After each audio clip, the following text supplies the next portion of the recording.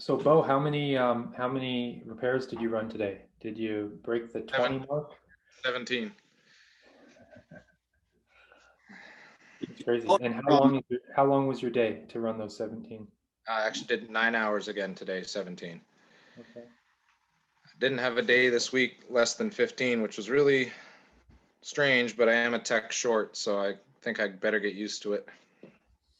Now, is this a temporary tech short or was that a permanent thing that I had to let go of one of my techs happened?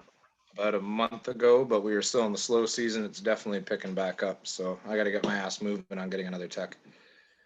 What was, and you don't have to give us any details, but did you have to let that tech go because of sort of the outside factors of it being slower, or was it something that was like a disciplinary thing? No, I was definitely still busy enough to keep him busy all day. He just wasn't performing after multiple um, talks over everything. Giving up on tricky diagnoses and leaving our customers kind of stranded type of deal. Mhm. He was taking the easy way out, collecting, the diagnostic and leaving customer. I'd read over the work order and be like, yeah, I knew what that issue was. He just didn't want to do the work type of thing. Yeah, yeah. Do you mind if we dig into it a little? Again, not anything like specific to you, but yeah, I'm curious. You had mentioned that pretty much after kind of addressing some issues with him, having conversations like there weren't improvements made. Do you have um, any kind of like standardized almost metrics that you look at or ways that you gauge whether your techs are doing well or not, or is it a little bit more kind of from your gut? How do you approach that? Yeah, well, the biggest one is return visits, which do happen either way. But once you get over a certain percentage, like I kind of base it off of myself. I have about a 2% return call rate. Um, I allow up to 10% as long as you do go back to your calls and take care of them. So that's one major factor. But the big one with this gentleman was he didn't like what Mark was just talking about, having to do two visits. So when he was cleaning out drain pumps, he was just leaving it at that and charging a full labor for it and closing the call. And then 2 weeks later or a week later, we were getting callbacks on these consistently for the pumps failing. And as you and I and we all know, typically when a pump's that clogged up for that long, it's best to replace it or at least suggest it for your customer so that you're not stuck going back on warranty for things that shouldn't have been warranted in the first place. Yeah. I wonder if there's like, how do you approach the, do you approach your, I guess, like compensation structure in a way that can, or do you think that there's a way to approach like technicians' compensation structure in a way that kind of, I guess, incentivizes um, them doing an overall good job, you know? Um, what are your guys' thoughts on sort of putting those kinds of structures in place? I've never had a second service tech, but we've done installs like with dishwashers. And if there ever a recall on a dishwasher, it was for him to go fix in his time. You know, he got paid to put the install in. If the customer calls back, says it's crooked or leaking or something up, it's on him to go back and do it, unless it was something with the product. Because otherwise, you get a tech that's lazy and they just want money. You're paying them to go back to calls that should have been done in the first place. Yeah, I like that. It's almost like it's like an anti-incentive or an inverse incentive in a way, you know, where they're incentivized to do it right the first time because, they can spend that block of time in the future on another repair instead of having to go back. Um, but I can definitely say but yeah, that's what I'm struggling with the most is trying to find that balance because we are trying to bring on employee based only, which means salary pay. And I understand I'm going to be paying technicians, an hour's salary to go back on their return calls. It's going to be, unfortunately, the way it's going to go. But like I said, as soon as it becomes out of hand, trying to figure out that disciplinary measure or that compensation measure to give them the incentive to make sure that, they're not going back on my dollar to fix their mistakes type of thing. Yeah. Yeah, I imagine that having a fair sort of hourly rate or wage based off of a sort of a fair range, something that's not too high but also not too low, and then layered on with sort of performance or KPI based bonuses might be. I know it's worked in other industries um, where you're not getting paid essentially the minimum wage or the bottom of the bracket, but it's like it's enough where you want to do the things that are necessary to meet those sort of monthly bonus goals so that you can make the take home that paycheck that that drives you to do right. In our industry, you also get, you get a work vehicle you get to drive around and take home. So there's other incentives there as well. When you start calculating work vehicle, fuel, insurance, that's like another, 10, 15 grand a year on your paycheck that you're not having to pay for yourself anymore. Yeah. So good incentives and benefits, I guess. Yeah. Andrew, welcome to the party. Good to see you this week.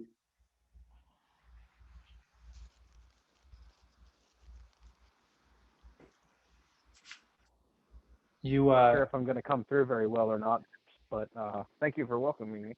Yeah, no worries.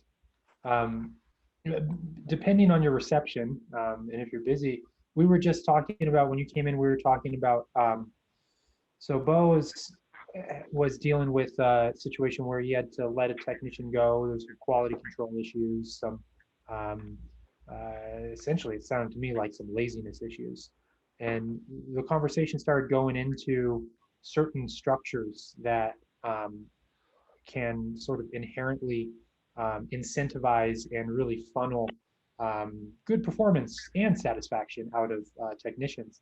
I'm curious because I know that you're a longtime, employee of the company you work for. What does your guys' compensation structure look like? What kind of structures? How does your company, how does your employer use sort of dollars and incentives to help funnel you and your technician colleagues into providing sort of excellent service and also keeping you happy for the long term? That's a tough one. He really doesn't offer a ton of incentives because he offers a great work environment. So for us, not a whole lot of incentive programs. He has recently, within the last 2 years, given us bonuses for working Saturdays. Can you still hear me? Yes. Yeah, you're frozen, but we can hear you fine. Yeah. Okay. So we have never been obligated to work Saturdays, but he has recently been encouraged to work Saturdays. And that comes with, so we have an hourly wage given to us for vacation time. He gives us 4 hours of that hourly wage. Now, we are commission. All of our money is earned by commission, but vacation time is given by an hourly rate, which is the average of the last 6 months. So anyway, point is that he gives us 4 hours bonus for working Saturdays. Otherwise, it's just a matter of giving the best environment possible. That might be less driving time, or there's not a whole lot to offer as far as I'm concerned. It's just a matter of treating us properly. So I don't have a whole lot of incentive to offer as far as getting the best of that world. Sorry.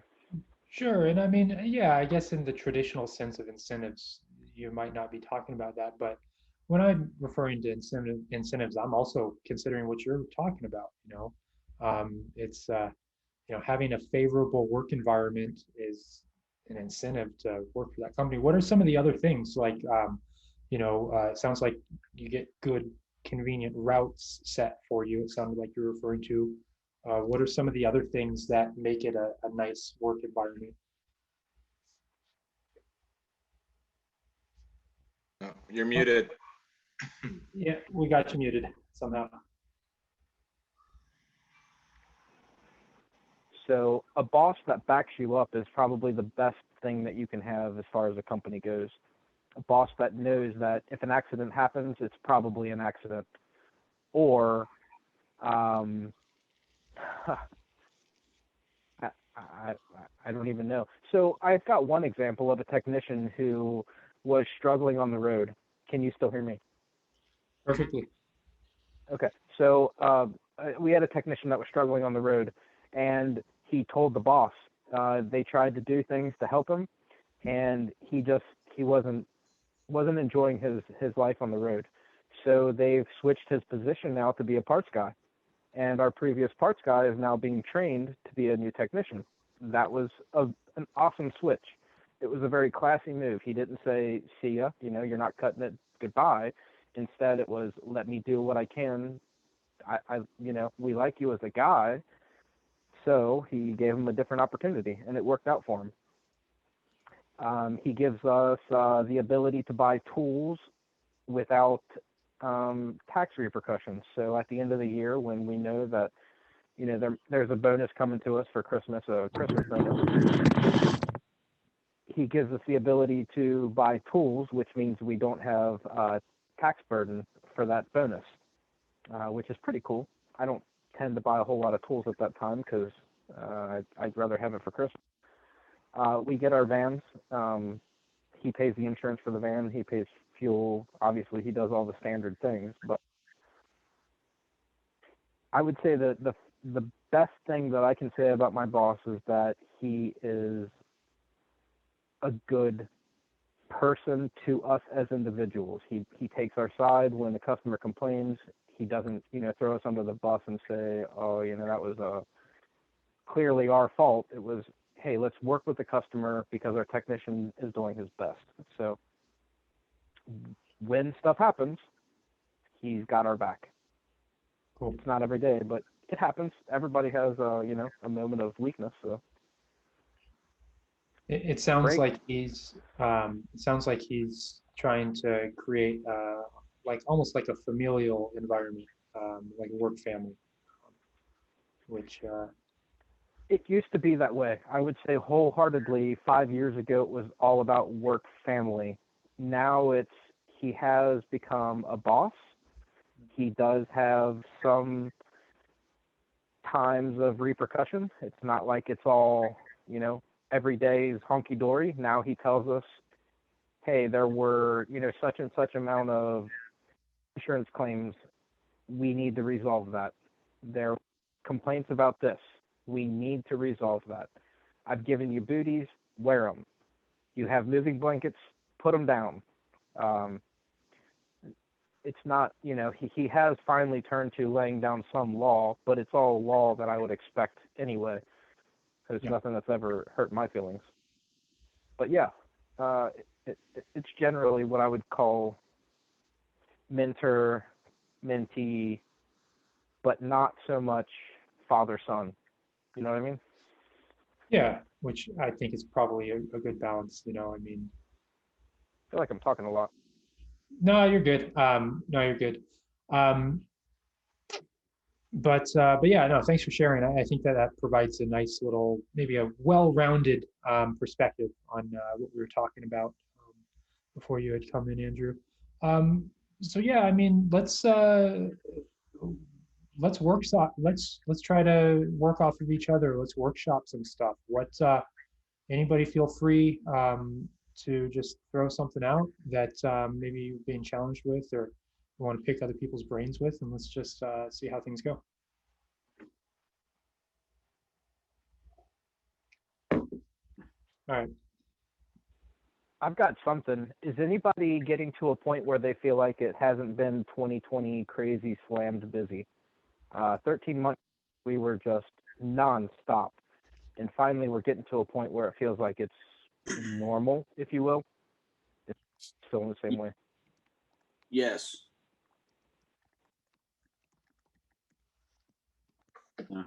I'm still above normal. Yeah, I don't know what to say about it, Andrew. I've been struggling for 2 months trying to get back to that feel because I started, I really started ramping up in 2020, and 2021 is not showing me the same love. even though we've done things to try to grow. So I'd like to hear other people's comments on this as well. Well, let's really quickly define slowdown. Are we talking about, Andrew, maybe clarify, and then Mark also, because I know that you guys are both busy. You're talking about slowing down. Are you talking about 2020 above capacity and like really crazy and then slowing down to what is typically normal? Or are we talking about a drop below what is typically normal when it's like a deficit, like what EJ is referring to? Yeah, I'm saying back to a reasonable amount to where we aren't above our heads, underwater. There for a while, it was we could not keep up, turning work down and customers being upset with us. Now it's back to a point where everything is manageable and normal. That's honestly how I would say it. Mark's a rare example, and he knows it. But we are busy to the point that it is manageable. Break. New places opening up, like, some areas, it's the same companies for 15 years, and then all of a sudden there's a Mr. Appliance that is nearby or something. Like, is something else sponging some of your stuff, or you think it's just people are slowing down a little bit? Because it's one or the other. The stuff is still breaking. Yeah, so stuff is still breaking, but less is prioritized.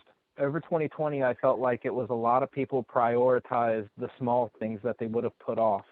But because someone was at home, they now had time to fix that back burner that hasn't worked in, a year, or the light bulb in the refrigerator that they just needed somebody to come replace for them.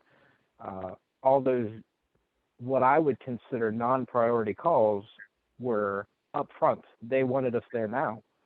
And those have all dropped away, finally. I don't know if I don't think it's because anybody opened up. I don't know my market that well. I'm in a pretty decent sized city, so I just can't keep up with it. But I do believe that it's because the initial scare phase is gone. I think the COVID issue has finally subsided, is what I'm getting at. Yeah, maybe people are going to work more, so they're not around to schedule stuff. But it's like, oh, I'll wait another month to get something looked at. So they're pushing stuff off. When they're home, they're calling no matter what. Yeah, I think that there's two very strong factors that are very likely. Number one is, yeah, there are less people spending less time in the home compared to 2020 with, certain states opening up and vaccines rolling out and just, it being a year plus and just people starting to leave the homes. But then, Mark brought up something else that I think it's hard to really gauge and quantify, but I know I have a view sort of through the lens of multiple appliance repair businesses. And it sure seems like there's a lot of new players coming in, at least certain markets. That was something that is hard to gauge other than kind of a feel on if you're noticing in your own market with your own competitors, if you're seeing new names pop up, that kind of thing. But there's a lot of YouTube University individuals, and nothing wrong with that. But a lot of people, new blood almost coming into the industry, from what I've seen. Yeah, I've definitely seen quite a few opening up in our area over the past probably year. I always thought Mr. Appliance was an American thing. I drove past a truck last week, so I guess they're in my neighborhood now too. We're very beneficial in our neighborhood, though. We're very much an expanding city. They're putting in subdivision after subdivision after subdivision. Like, our projected population is expected to go from 400,000 to, I think they said, 1 million in the next 7 years. So they bring more people in. We're gonna need the help anyways. Yeah, and that's something to keep in mind, that seeing new competition come into the market, new businesses come into the market, that from a very macroeconomic standpoint, that is a healthy sign, because overall supply and demand, so that extra supply is coming in for a reason.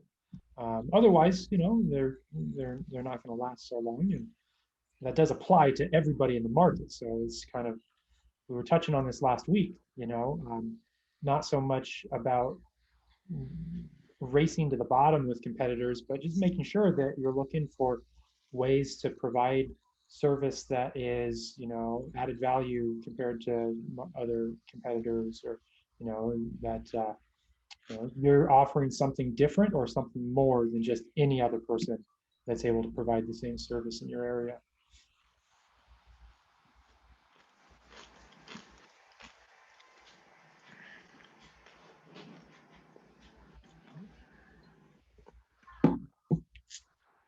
Well, Andrew, you are muted. All right, you're good now. Bill, are you doing anything different to promote the newest clients compared to the ones that started, call it a year ago? Or is it all about the same marketing scheme? I mean, in the internet marketing world, there are definitely certain messaging aspects that a more veteran company is just able to do. I mean, one of the things that is put on the websites we build and put across in various messaging is how much, how many years experience the business has been around, so there's those types of things. But in terms of the actual tactical aspects of digital marketing or online marketing for an appliance repair business with what we do, no. I mean, Hasn't it's changed. really supply and demand, but from a marketing lens. There are people out there that need an appliance repaired, and they're searching on the internet. And when they search on the internet, the platforms work in a very straightforward way that has your ads show up for refrigerator repair in X city when somebody's searching for refrigerator repair in X city. So whether you're a more veteran company or a newer company doesn't change those fundamentals. Something that is different between I like to call it more seasoned accounts technically, but essentially a business whose online presence has been around longer, is their cost of doing marketing business is lower. So Google, they essentially reward the longevity. So if you have a business that's been advertising on Google Ads, for example, for years, as long as their account is being managed and sort of optimized in the appropriate ways, 3 years down the line, they're going to be paying a lower cost per click and therefore a lower cost per lead than a business who's just starting. That is something that is very real that I deal with most of the businesses that I work with. I really tend to focus on businesses that are newer in the online marketing space. So we're typically setting up new websites, new ad accounts, and it is a very real situation where we're first having to filter through junk early on, because the way the system is set up, we target whenever somebody searches for something that matches to appliance repair, our ads show up. And a lot of appliance repair companies have that term in their business name. I would say 95% plus, so Andrew, what's the name of the business that you work with? First in the phone book, Appliance Repair Company. Okay, so yours is Appliance Repair Company, and just name off a random competitor of yours. Joe Schmo, that our best competitor is literally a name, Appliance Repair. Cool.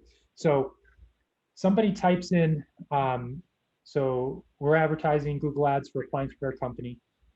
We have ads set up for when people are searching for anything that matches to appliance repair.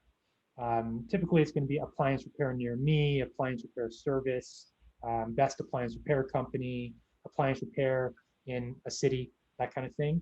But if somebody searches Joe Schmo appliance repair, the ads are going to match to that. So what I'm getting at is in the beginning, we're having to filter through. It's a term in our process, we call it search term mining. We're mining through all of the search terms that are triggering the ads, and we're trying to find what is irrelevant, so we block it in the future, what is relevant so that we know that we want to focus in, maybe expand into a certain area, get new ideas.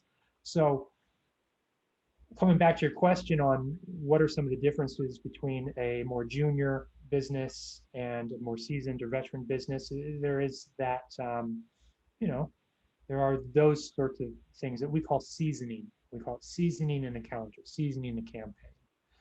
Now, what I know is that our Joe Schmo pays a lot to Google. They are the very first thing. If you type in appliance repair, I believe it's within the entire greater area, they come up first. Mhm. And it clearly reads ad or whatever it is. It says, sponsored or whatever it says. Yeah. We have never paid advertisement since 1947, we've never paid for advertisement. So our name is 10 names down. Even if you search for our name, we're still a bunch of names down. Yeah. It's crazy. And that is the first part that you were saying. I understand that, because when we're talking about the paid advertising, sometimes for certain businesses, sort of goals, where they're at, where they're trying to be, maybe where they're at is fine. Mark, for example, repeat customers, pretty much. The internet now is what the yellow pages was 30 years ago. Mhm. Whoever paid, that's who got the customer. So now if you don't pay, your name has to be out there from time. Otherwise you're invisible. Yeah, and there's two primary ways that you pay in this analogy. If you're thinking of the search engine results page at the top, we're talking about ads, paid advertising. So you pay to have your business show up right away. It's like, here's $1, there you go. Business is showing up at the top of the page. And then there's the other part of it, the rest of the search engine results page, where you're paying with either paying a marketing person or company to do the work that's necessary to get your business to show up in those free channels, or you're spending the time to learn it yourself. And this would be an area of the internet marketing that we would call SEO, search engine optimization. So whether you're paying for advertising or whether you're paying in your own time to learn or paying somebody else to do the marketing activities, you're still paying no matter what. I talk about it a lot. It's like, you have to invest. You have to pay to play, whether you're paying with dollars or whether you're paying with your time. If you're paying with your time, you are not able to spend that amount of time doing something else that might be potentially a higher revenue generating activity, like running repairs, or managing other parts of your business. So exercising. Yeah. I mean, you have to take care of yourself before you can go out and do whatever you're trying to do well. So I'm curious, have you done anything cross-compatible? Are you getting into HVAC fields, other refrigeration, other handyman? Are you doing any kind of, I would call it cross-compatibility? No, me have you personally, noticed no. any change? No. I mean, So I would be open to it, but go ahead. You didn't start in appliance repair. You clearly came to appliance repair. Mm-hmm. Yeah. So do you have any intentions of moving on to more broad or general areas, or? It wouldn't be moving on to broader general areas. There may be an expansion in sort of adjacent areas to not specifically appliance repair, but to in-home, sort of on-demand in-home services that have to do with alleviating a pain point. I'm all about painkillers, not supplements. And what I mean is, appliance repair. You guys are in prime example of the painkiller. You guys provide painkillers to the pain that people have from broken appliances. They just went shopping, their refrigerator's busted. They don't want to lose that $500 worth of groceries. They're very highly motivated to seek out your or somebody similar services. You guys are not selling solar panel installations, where I would argue that that's more of a supplement. People are able to power. Let's think of a metropolitan area, where you're tapped into the power grid. People have no problem having power. it's a supplemental approach. The idea of getting solar panels so that you could over time maybe have a little bit more of an efficient sort of expenditure on your energy use. Maybe you get some back, rebates back, that kind of stuff. People are not in a hurry to get solar panels. They're not calling solar companies and saying, can you install it next week?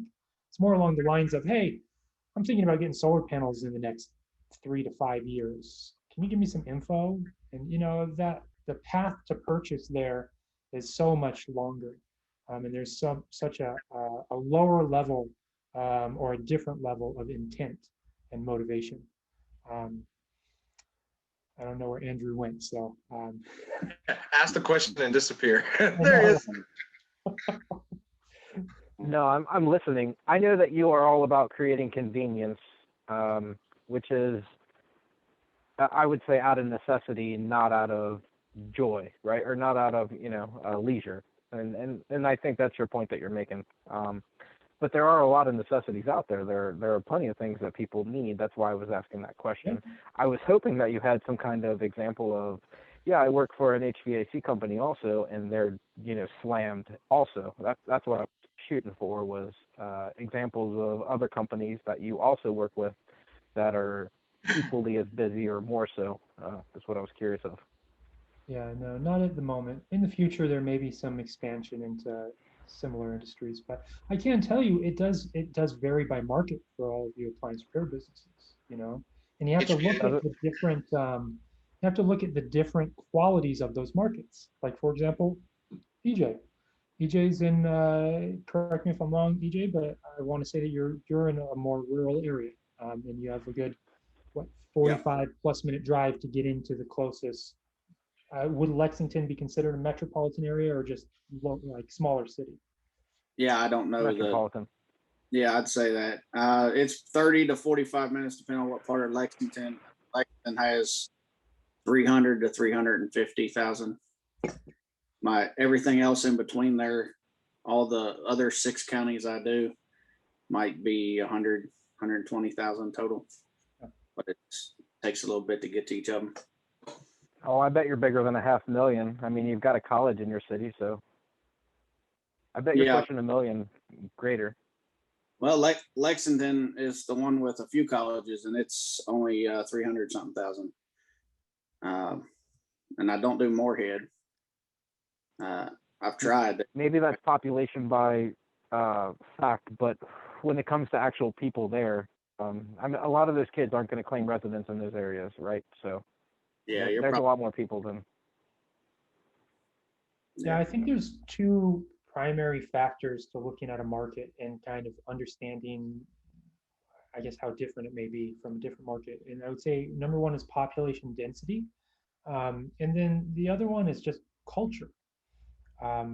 Certain areas are going to be a little bit more ask your neighbor, ask your friend, referral oriented. Mm-hmm.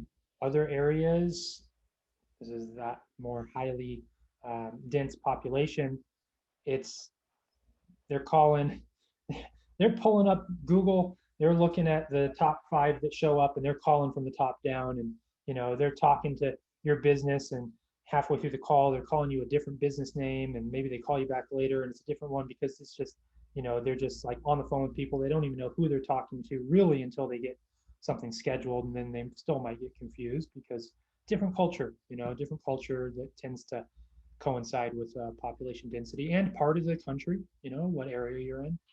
So it would be really interesting to see like a nice longitudinal study of that kind of stuff. But I'd say it's, in the meantime, it's just kind of hearsay.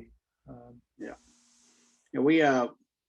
my area really defines the differences because my immediate area, where I live, 30 minutes east of Lexington, the competition is much lower. In a few of the counties, I'm the only name, and it's just a matter of getting people to know my name. And over 2 years in, they're starting to know. The people that call in those areas, they're not calling asking questions. They're booking. But the people in Lexington, they're calling with all the details or the examples that Alex just named. They don't know who I am. We're just one of the people that answered the phone. And a few times in the last couple of weeks, I get people calling me thinking they called somebody else, and scheduling. And then when we go to confirm the appointment the day before, and they're like, "I didn't book with you." I'm like, yeah. You want us to come? Well, yeah. Come on. It's a whole different type of people going from the rural area that I'm in to the city area of Lexington, Kentucky. It's just a whole different marketing structure. Like Andrew's saying, it's one thing that we're struggling with is how do we get the two different types of people all to call and get the same result?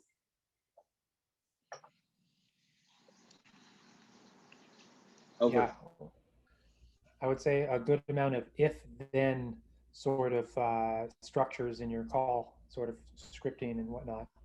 Um, but yeah. So I guess, I mean, I have a certain amount of people who say, I had someone show up yesterday. Wasn't that you? Or your guy was here yesterday. That happens, once out of 100 calls. Is that happening more frequently to you, EJ, or do they know that you're clearly a different company? I wouldn't say it happens a lot, but it's been the last month and a half or two that we've been targeting Lexington for a growth area, and I've not seen that until now. So I'd say 3-4 times in the last 2 months, people are calling and think they're surprised when we say EJ's, or I thought I was calling P-Rats or something, what other name. Most of them stick with us when we answer the phone because they got us because the other guy didn't. So are you the guarantee or honor like same day service or next day service or any kind of immediate guarantee? That was just brought up. Oh, am I offering any of that? If somebody calls at 3:30, do you show up at 5 o'clock or do you say I'll be there tomorrow? No, we're almost never same day. I try not to do that unless it's in my immediate area or I just happen to be in an area that I don't plan to be in for the next week. I might try to squeeze them in, but I like to prepare better for the call. Yeah, see, we operate, I had probably 4 or 5 today. We were there within 20 minutes of the phone call. Same day repair service, pretty much guaranteed almost. That's a huge topic right there. Be more prepared. What do you mean by that? Well, it's just all the pre-gaming stuff anybody else does. You get the brand, model number, description type, consider what possible parts you might have, problems that you might come into, just mentally preparing and physically preparing and making sure you have some kind of part in your hand. So do you think you could be losing money because you're not showing up quick enough? Coming empty-handed and guaranteeing service could be better than coming prepared and people canceling, is what I'm asking. Yeah, I understand what you're saying, and that's a good point. I don't think I'm losing calls because I don't come the same day. Well, that's a lie. We all lose calls for not coming the same day when they want you to come right now because they just got home with their groceries and their refrigerator's not working. Maybe. But those calls that I lose, it's because I'm one guy. I physically can't do that many. I'm not. Is both. it enough to say that you're slow now? Because a few minutes ago you said that you were slow and you can't get enough. So. Yeah, when I say slow, my definition of slow is I like to be booked 2 to 3 days, and I'm booking like next day. I don't like living on the edge like that. Now, I also said I'm not booked for Monday yet. Normally, by the end of Thursday, I'm booked for Monday. So I'm taking Monday as a shop day. Now that's strange, but I've also not turned down anybody because of it. What if 10 people call over the weekend? Are you working Monday? Yes, sir. Okay, I'm just saying, because that's how it works. You I was might like- think you have a slow day, and 6 hours later, that day is full. So you can't count Never on say- a slow day ever. Never even say that you're slow tomorrow Yeah. until tomorrow is over. I think a serious pro tip to give you is 2020 doesn't count. You cannot count 2020 as normal for anything. Yeah, that's fair. Yeah, it was one of those years we're gonna all look back Just on and be like, because you were 3 days out last year doesn't mean squat. You're going to Yeah. have to count March as a slow month every year for your entire career because February, March are slow months. Right. I understand. That's good. Yeah, that was tough for me to see because 2020 was my first more than Full year. part-time job or year. So Yeah, you went duck hunting with a whole bunch of ducks on the lake, so it changed. yeah. So yeah, it's that's something. I try to keep a clear head about it and not freak out because the phone still rings, and we're still paying our bills. So it's nothing Yeah, really about. just focus on giving every customer that quality work, and eventually the quantity will come. Yep. So without sounding too forward, I'm going to recommend that 35-minute drive back to Lexington might be worth it at 3:30, 4 o'clock. Sure, it might keep you there till 5:36, but getting that one more customer might get you that one more review, which is that one more free advertising. Taken. Thank you. Break. Yeah, All about Go ahead, Alex. no, I was just going to kind of try to reflect on a couple things. So first of all, I've seen that the companies that are able to offer a same day and next day sort of at least expectation, that definitely puts them above the rest for the majority of consumers out there looking for repair services.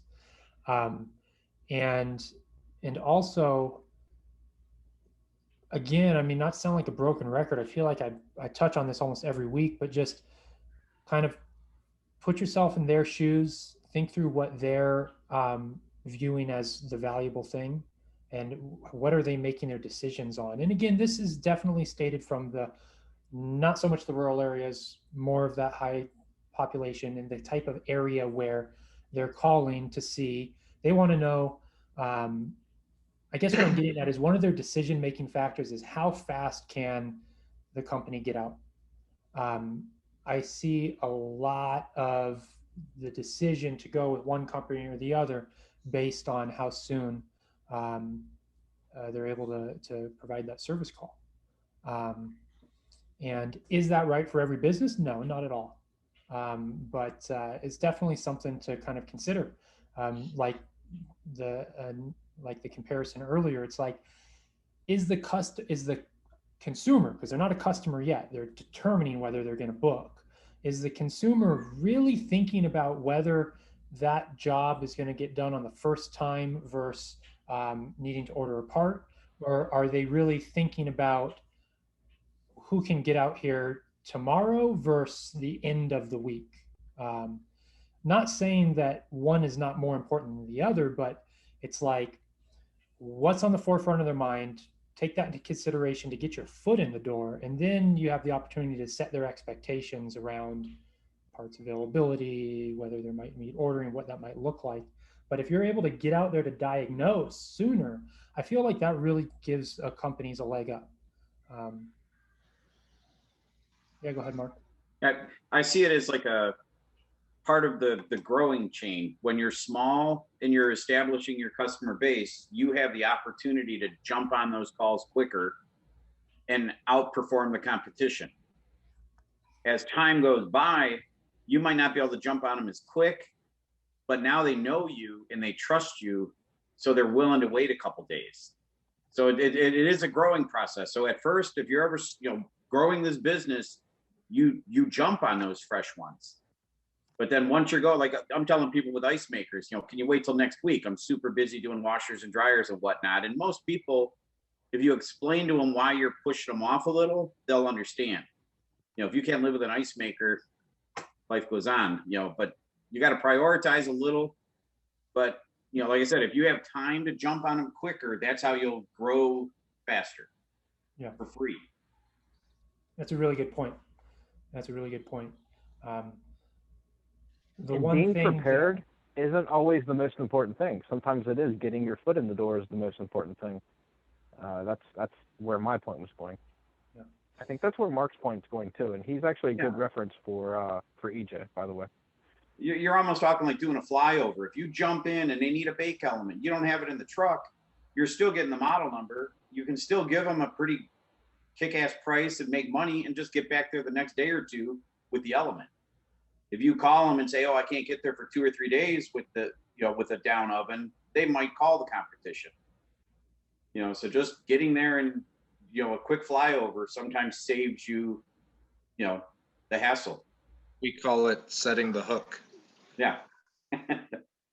When So you walk, EJ, it may be a personal question as to like, maybe you feel as though you're not going to provide the best possible service for that customer because you haven't prepared yourself to go out there, and you may feel, for me to do as best as I can for this person, I want to make sure I have every possible thing on my truck before I go out there. And let me tell you, I have that same kind of attitude. But what I've learned through my years is that that's not what's going to keep your door open. It's what these guys are saying is you've got to get out there and get that service call and get the hook, so that and get a deposit for that part so that you're gonna make that return visit and take care of them. And you just make sure that you have made such an impression on them that they will definitely call you back and perhaps maybe even wait for you next time. But if you've never serviced that customer before, they know nothing about you. You've got to make that impression. So again, I don't know if it was a personality thing to where you want to make sure you're doing everything you can first. And I totally get that. Okay, well, there you have it. So, but the problem is that won't keep your doors open. And that's what I have learned, okay, is that you do have to get out there right away. I don't know what your first name is there, but you got to make that drive, and you hope that when you made that visit, they're going to tell their neighbor, oh yeah, it was late in the afternoon, but you know what, he came out and took a look at this, and that's why I called you, because my neighbor told me what you did. That's one of my favorite points is first-time customers. Getting that first-time customer is the most expensive and the cheapest thing that you can ever do, because if they call you back, you make far more money on the return visit than you did on the first visit.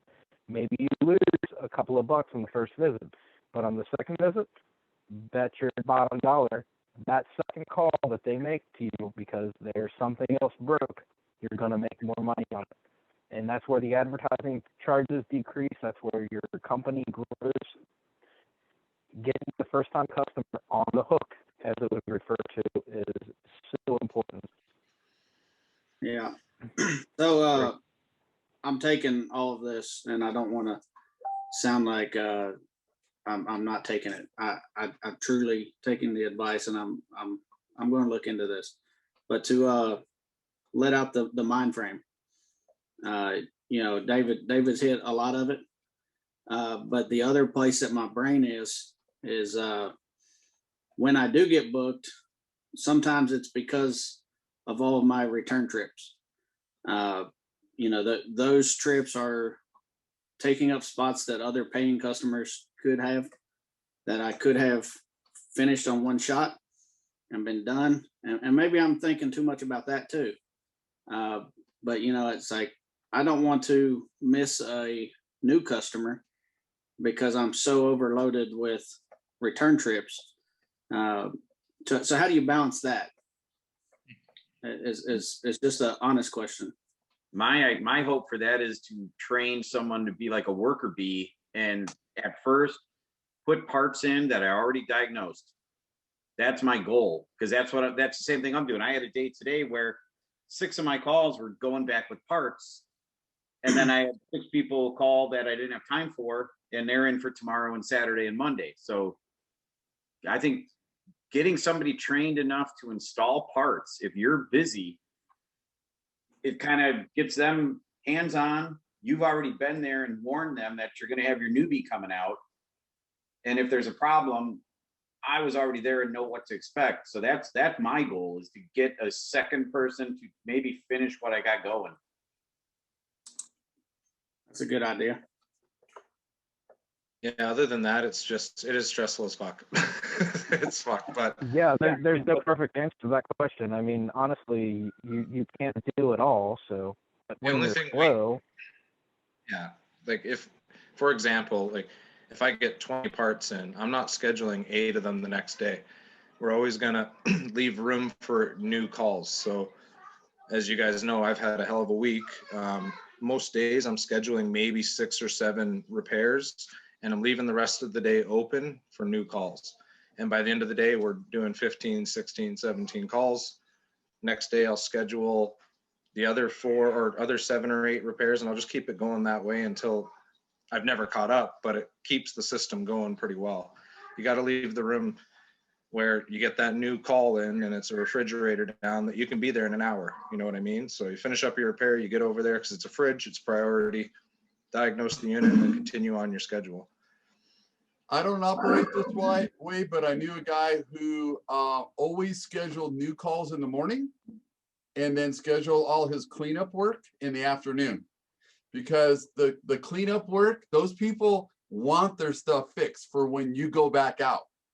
But then there's the new customers who want you out right away. So what he used to make all of his brand new calls in the morning and to push all his cleanup work in the afternoon. But as far as, you're always going to have cleanup days. You know, there's always going to be those days that you have to go back out and put on a part, because you know what? You don't drive a semi truck around from call to call to have every single part in the back of your truck. You know how nice it would be to have an 18-wheeler full of parts, but you're never gonna ever be able to, fix everything on a first call complete. The most you can hope for is what, a 60% first call complete ratio or better. That's where you need to be at. Okay, 60% or better. If you're 60% or higher, you're doing good. If you're not there, then yeah, you need to work on figuring out what you got to do to up that rate, because that's when you start losing the money. So I'm closer to 40%. Yeah, me too. With parts availability right now, it's a lot harder than it used to be. That's for sure. 60% is really, really high. That's a hopeful goal. I mean, honestly, that'd be a great goal. I'd love to get there, but I've never been there. 25 years. We're over that, and it does take a lot of work, but you got to have a lot of help. And as far as parts go, yeah, we're getting them all over, from eBay, from Amazon, from all these different places. That's what we're having to do to get parts. So it is doable. Parts is the also other. Making people wait. It's also no warranty work. I mean, there's a lot of factors to 60% completion first call rate. I mean, that's a hard one. Yeah, I'm pushing 40. My target is 50. But parts is the other pain point for me. My closest parts house is also in Lexington, so everything else I get is next day, and it comes around 1 o'clock. So if I get a call today, I'll have the part tomorrow at 1 at best, unless I drive to Lexington and get it. A lot of times I get 2-hour drive times throughout the day, and I try to do 6 to 8. I do like Bo said, I schedule 6, and I'll take a couple extras if they come in and they're in a roundabout area. But I probably need to do a little more of that. 2-hour drive per day or 2-hour drive time per call? per day. Per day. That's not unusual. Yeah. It's pretty average. Okay. I mean, Cool. I'm like 45 minutes into my office, and then I'm 45 minutes home. So that's an hour and a half before I, do any work.